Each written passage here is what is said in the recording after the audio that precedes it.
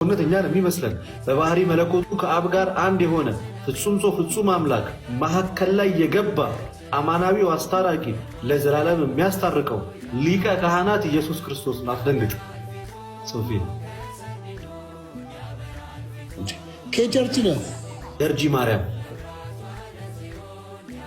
እኮ አሁን ይሄን የምትለውን ወሬ አዎ እንዲህ ነው የምናምነው እኮ በነገራችን ላይ መላእክት መካከለኛ መሆን አይችሉም።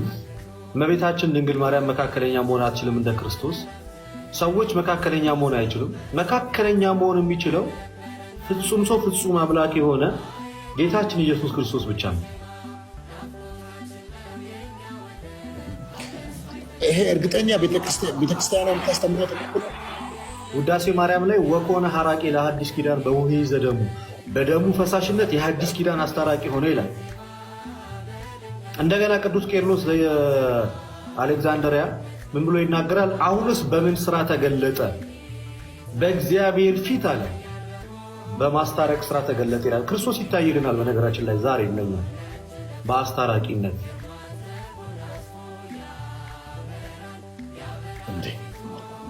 ስለዚህ አንተ ይሄ የጢሞቴዎስ ምዕራፍ 2 ቁጥር 5 ላይ ያለውን ቃል ሙሉ ለሙሉ ተቀበለዋለህ ማለት ነው። ሳላላምጥ ዋጥ እኔ ብቻ ሳልሆን ቤተክርስቲያኔ ሙሉ ነው ተቀበለው።